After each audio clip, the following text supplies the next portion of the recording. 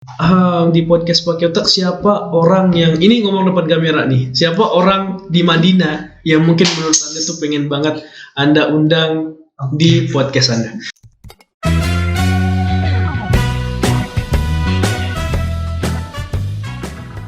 Assalamualaikum warahmatullahi wabarakatuh. Selamat pagi, siang, sore, dan malam buat teman-teman semua yang ada dimanapun berada, utamanya di Kabupaten Mandailing Natal. Selamat datang kami ucapkan di Ungu Smart Entertainment, di mana kita punya segmen yang namanya Ungu Talks, yaitu salah satu podcast di mana kita bakal mengundang orang-orang kreatif dan orang-orang yang punya latar belakang yang unik yang bakal kita undang setiap saatnya tentunya di podcast ini.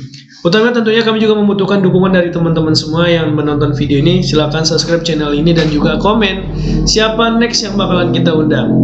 Nah, bicara soal orang-orang berbakat, tentunya Mandailing Natal kami percaya masih banyak banget permata yang perlu kita gali. Jadi next kita bakal terus mengundang orang-orang tersebut. Bicara soal hal-hal yang berbakat, beberapa waktu yang lalu Kabupaten Mandailing Natal melaksanakan suatu acara yang sangat bagus banget, atau mungkin acara yang bergengsi lah buat anak-anak muda utamanya di Kabupaten Mandailing Natal, yaitu acara pemilihan putra putri Mandailing Natal yang baru saja dilaksanakan. Nah, bicara soal putra putri Mandailing Natal, hari ini kita telah hadir salah satu putra berbakat, bener nggak sih? Iya, bener betul, ya. terima kasih. Putra berbakat. Jadi kita bakal mengulik panjang banget sebenarnya gimana sih dia, atau mungkin bagaimana perjalanan karirnya, atau mungkin apa yang didapatkan dari putra jadi mendapatkan gelar jadi seorang putra berbakat. Jadi langsung aja kita tanya-tanya. Boleh kenalan dulu nih? Baik, terima kasih. Sebelumnya saya ucapkan terima kasih ya kepada Ungu Entertainment telah mendatangkan atau mengundang saya untuk berbicara di konten podcast yang luar biasa ini. Suatu kehormatan bagi saya bisa berbagi cerita di sini. Perkenalkan teman-teman semua, nama saya Hoirul Ihsan Daulay. Saya lulusan dari kampus Tain Mandailing Natal, lulus pada tahun 2020. Baru aja. Baru aja lulus ya? Baru saya lulus. Baru dapat gelar sarjana lah ini. Iya, alhamdulillah udah mendapatkan gelar sarjana pendidikan. Bicara soal putra-putri Madinah, jadi Bang Ihsan ini di luar seorang putra berbakat yang mendapatkan suatu gelar paling tinggi, misalnya gitu ya. Gitu nggak sih ceritanya ya? Lebih tepatnya, di antara semua anak muda adalah yang terpilih menjadi orang berbakat gitu. Alhamdulillah. Dan di lain itu semua, ternyata beliau juga adalah seorang content creator di bidang podcast juga, yaitu podcast pakai otak yang bisa kamu search di YouTube. Iya. Kontennya kadang-kadang bikin podcast, kadang-kadang juga bikin social eksperimen ya. Iya.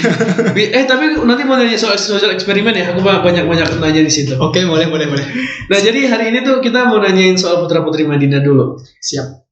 Ini satu hal yang unik ketika seorang mahasiswa yang baru mendapatkan gelar sarjananya, yang harusnya tuh kan cari kerja gitu ya, nikah gitu ya. Oke, kan. gitu. Kenapa seorang Ihsan lebih memilih jadi seorang putra putri Madinah? Baik, awal saya mendapatkan kabar nih Bang ya, ada informasi pencarian putra-putri di Kabupaten Mandailing Natal. Ini saya melihat ini sebagai suatu peluang gitu Bang ya. Saya kan seperti cerita saya tadi, saya baru saja lulus dari kampus Tain Mandailing Natal beberapa bulan yang lalu di wisuda gitu Bang ya. Saya tuh tidak ingin membenarkan pendapat orang-orang yang mengatakan bahwa lulusan sarjana itu akan menjadi penyumbang pengangguran. Saya tidak mau itu kejadian kepada saya, yang artinya itu nanti akan menjadi bonus demografi gitu Bang. Jadi bonus demografi itu maksudnya ketika masyarakat usia produktif lebih banyak dibanding yang tidak produktif lagi. Kisarannya kalau nggak salah itu 20 tahun sampai 45 tahun gitu ya. Dan otomatis saya termasuk di dalamnya. Di mana posisi saya itu baru saja lulus dari kuliah, saya takut menjadi penyumbang pengangguran. Akhirnya saya berputar kepala gitu Bang ya, untuk bagaimana caranya saya masih bisa tidak terlihat sebagai pengangguran, masih bisa aktif di luar sana gitu Bang ya. Dan ketika saya melihat suatu peluang putra putri Madinah, saya ini orangnya visioner gitu ya. Teman-teman, saya ini orangnya visioner banget gitu. Jadi saya itu kalau melihat suatu kesempatan nggak boleh saya lewatkan. Selagi itu positif dan menurut saya pasti bisa gitu.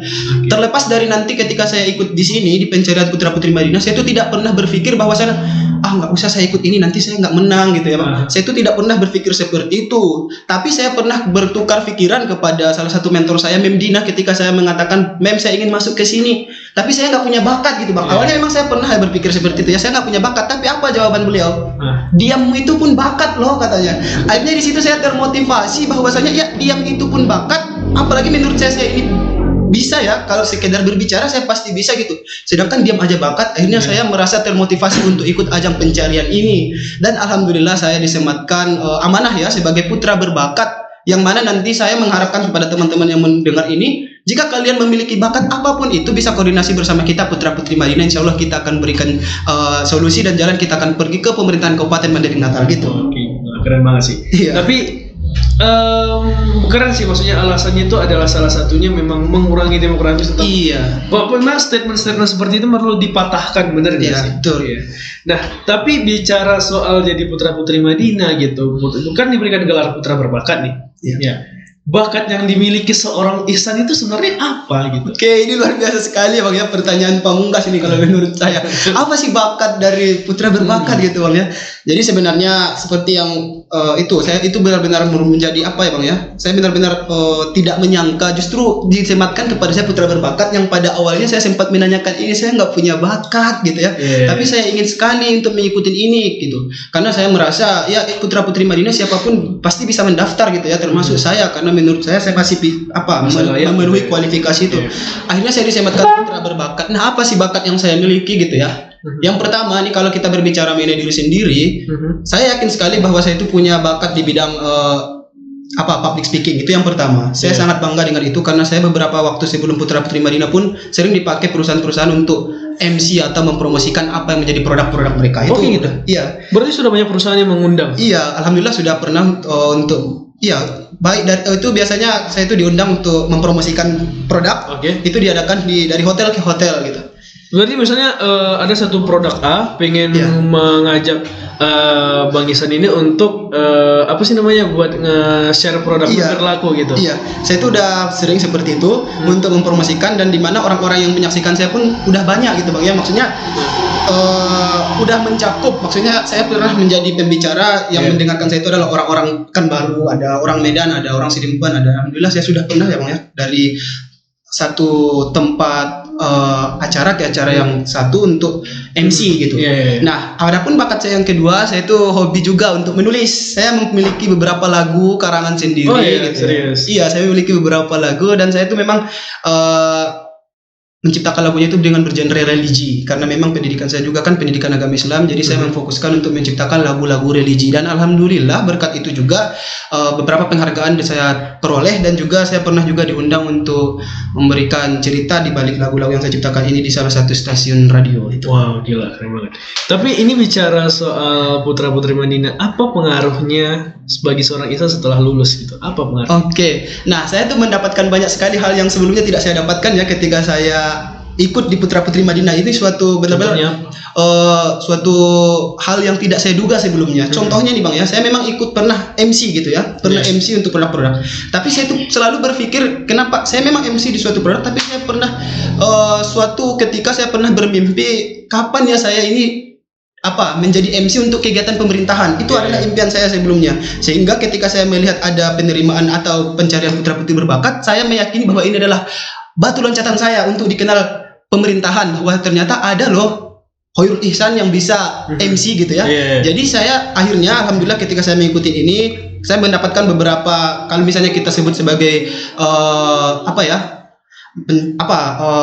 dampak yang positif kepada kita atau manfaat yang kita dapatkan itu saya sekarang sudah mulai dikenal sebagai orang yang bisa diajak MC. Seperti kemarin ada keluarga pejabat dari pemerintahan kita ya, keluarga dari bupati melangsungkan pernikahan. Alhamdulillah saya ditelepon nih atas nama putra putri untuk membawakan acara itu atau MC dalam suatu pernikahan itu. Berarti udah dapat job dari situ ya? Alhamdulillah udah mulai dapat job ya, karena kita memang seperti yang saya ceritakan baru mahasiswa gitu ya, daripada menyumbang pengangguran, mending kita aktif di luar, baik konten, MC segala macam gitu. Nah, tapi bicara soal apa sih namanya, maksudnya ini soal konten ya. Jadi kan di luar jadi Putra Putri Madinah kan jadi seorang konten creator. Iya. Nah, ini kan punya podcast pakai otak. Iya, podcast pakai otak. Ini kita mau, setiap orang tuh memberikan nama, baik buat perusahaan, baik buat apapun itu, apalagi namanya podcast. Pasti yang punya filosofi, benar nggak? Betul. Apa filosofinya di balik ini semua? Baik, saya memang memiliki channel ya untuk podcast juga, dan tempat orang-orang inspiratif berbagi di Mandailing Natal, dan saya memberikan nama itu podcast pakai otak. Memang banyak yang menanyakan kenapa sih namanya podcast pakai otak gitu Bang ya. Jadi saya itu di latar belakangi kemarin ketika saya ingin apa ya kegiatan saya ini, ceritanya bulan 1 kemarin ya Bang ya. Apa ya kegiatan saya setelah saya lulus kuliah ini? Saya tuh tidak mau di rumah saja atau di kamar saja. Saya malu sama orang tua. Saya ingin tetap keluar tapi tetap produktif gitu. Akhirnya saya memutuskan untuk membuat konten atau menjadi konten kreator. Kemudian saya berpikir lagi, konten apa yang akan saya buat? Main gitar, saya nggak pandai. Menyanyi cover nggak pandai. Tapi menurut saya tetap aja saya berpikir, oh saya tuh pandainya berbicara gitu ya. Jadi saya melihat ada konten-konten podcast oleh artis-artis gitu Bang ya, yang sedang trending sekarang. Akhirnya saya mencoba untuk membuat podcast di Panyabungan. Nah, kenapa saya menamakan itu podcast pakai otak? Saya memberikan nama itu, maksud saya berpikir untuk memberikan nama itu Satu Malam karena saya berpikir, ini kalau saya buat konten podcast pasti saya akan mendatangkan orang sebagai bintang tamu dan tentu membutuhkan alat-alat canggih gitu ya. Setidaknya ada kamera, ada mikrofon, bahkan studio. Nah, saya tuh merasa saya tidak punya itu semua guys. Saya nggak punya itu semua. Jadi bagaimana caranya saya tetap punya konten ini meskipun saya di latar belakangi ketidakpunyaan itu semua. Dengan tanda kutip saya cuma punya handphone, semata-mata hanya handphone untuk alat. Akhirnya saya inisiatif untuk memberikan nama podcast pakai otak karena kenapa podcast pakai otak? Ya cuman otak yang kita pakai gitu. Cuman otak. Jadi ketika teman saya mengajak bintang tamu, ayo kita main podcast. Pastikan persepsi orang atau ekspektasi orang itu pasti dengan studio ya, diajak studio. Tidak ada studio, cukup pakai otak gitu ya. Artinya ya kita itu cukup setiap orang itu kan pasti punya cerita untuk dibagi gitu ya. Itu pasti disimpan di dalam pikirannya atau di otaknya. Jadi saya tuh termotivasi dari situ. Berawal dari ketidakpunyaan alat-alat canggih, akhirnya saya memberikan nama cukup podcast pakai otak gitu ya. Berarti intinya lebih mengarah ke kreativitas, benar gak sih? Iya, saya tuh hanya bermodal nekat dan juga kreativitas yang Abang maksud tadi.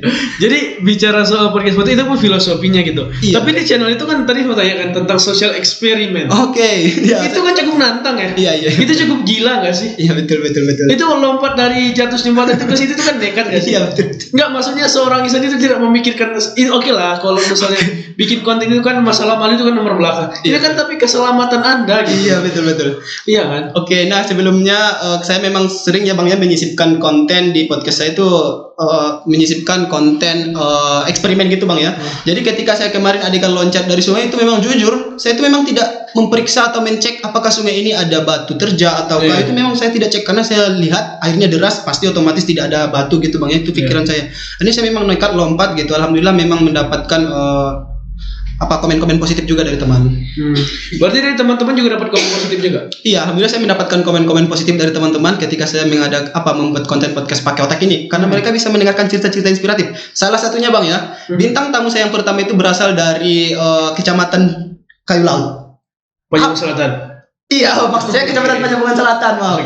Nah, bintang tamu saya ini pertama saya membuat konten, dia bintang tamu saya, dia itu memiliki cerita. Dan saya yakin saya sendiri sebagai sahabatnya tidak tahu dia punya cerita ini. Tetapi ketika saya mengajak dia untuk berbagi cerita, di situ dia memunculkan cerita bahwasanya dia pernah mengikuti atau menjadi pengisi acara di Palembang dalam Asian Games. Dia menampilkan Gordang 9. Oh, dia salah satu pemain Gordang 9 di sana. Iya, untuk pembukaan Asian Games kemarin. Kalau nggak salah 2018. Orang sini.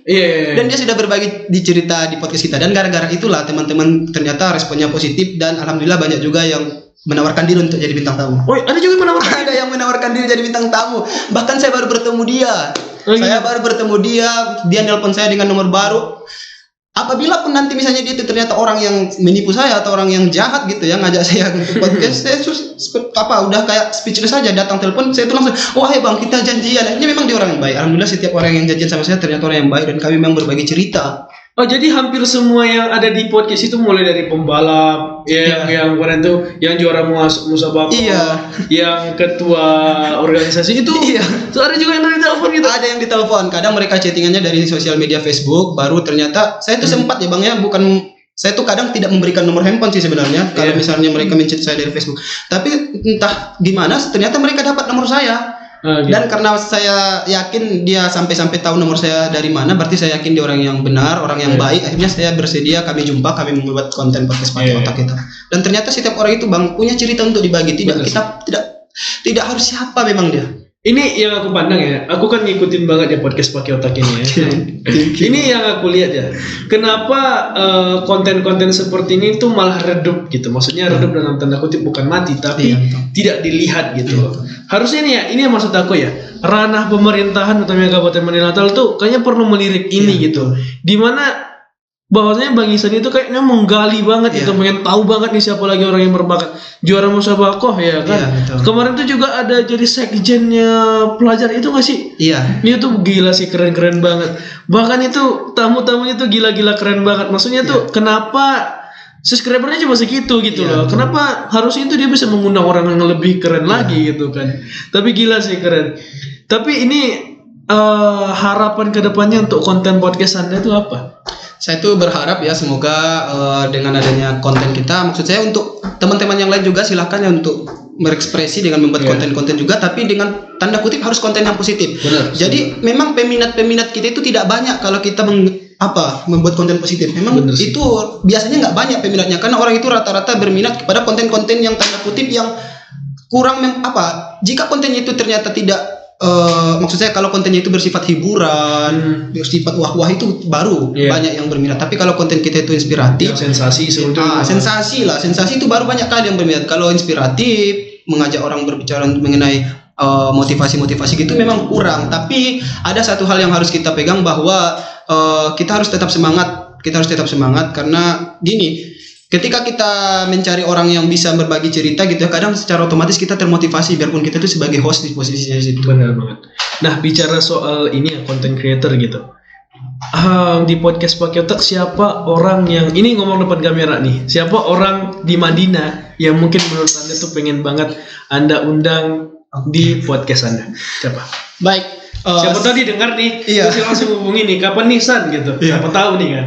Dengan segala kerendahan hati saya nih Bang ya, saya sebenarnya sangat berharap sekali saya berkesempatan untuk podcast bersama yang pertama pemerintahan atas nama Kapolres Madinah. Saya itu sangat berharap sekali Pak Kapolres bisa berbagi cerita di podcast saya, karena memang saya pernah mencet dia secara langsung dan memang dibalas, insya Allah ya, memang dijawab seperti itu. Memang dibalas karena mungkin kemarin masih sibuk ya, karena memang ada pilkada angkatan gitu ya. Iya, selain itu saya juga pernah beberapa dosen-dosen saya chat dan ada beberapa yang memang sudah syuting bersama saya, dan saya juga kemarin pengen sekali untuk podcast bersama pejabat-pejabat pemerintahan seperti kadis-kadis dan juga staf ahli bupati, Bapak Dr. Daud Batubara. Saya menunggu Bapak untuk bercerita di podcast saya. Oke, ini benar-benar diminta ya Pak ya, minta tolong banget. Ini Ihsan semoga next harus bisa ada di podcast tersebut ya, gila sih. Ini ranah pemerintahan, selain itu ada lagi? Mungkin dari pebisnis. Iya, saya juga betul seperti pebisnis atau orang-orang yang berprestasi gitu. Maksud saya yang kayak ini ya, yang berpengaruh di Mandailing Natal seperti pebisnis usaha kopi gitu Bang ya. Sentral kopi kita kan sekarang udah banyak gitu ya. Terus ada usaha-usaha tekstil, banyak. Kalau memang saya tuh harapannya seperti itu, tapi kalau memang belum bisa ke situ, ya teman-teman saya pun ternyata punya cerita. Iya, berarti lebih tepatnya ini adalah orang-orang yang pengen diundang. Iya. Oke, thank you banget. Ini satu hal yang paling unik banget. Itu makanya kami mengadakan satu hal yang unik ini di entertainment, yaitu di Ungu Talks, di mana kita bakal mengundang orang-orang kreatif. Di mana saya bilang seperti di awal tadi, masih banyak permata yang perlu digali di Kabupaten Mandailing Natal. Utamanya seperti Ihsan ini yang terus bekerja sama juga bersama kita, hadir bersama kita. Dan thank you banget buat Bang Ihsan udah hadir sebagai bintang tamu pertama kita loh hari ini. Gila, keren banget. Walaupun ini jauh-jauh, dari mana sih Bang kampung? Saya datangnya dari Penyebon 2. Penyebon 2, gila. Jamaah yang jauh juga kesini panas-panasan demi datang ke entertainment berbagi cerita buat kita semua. Semoga apa yang disampaikan oleh Bang Ihsan jadi motivasi buat kita semua. Next kita bakalan undang orang yang lebih inspiratif lagi, tapi tentunya teman-teman boleh komentar di bawah. Next kita bakalan undang siapa. Terima kasih buat yang udah nonton. Demikian, assalamualaikum warahmatullahi wabarakatuh. Terima kasih.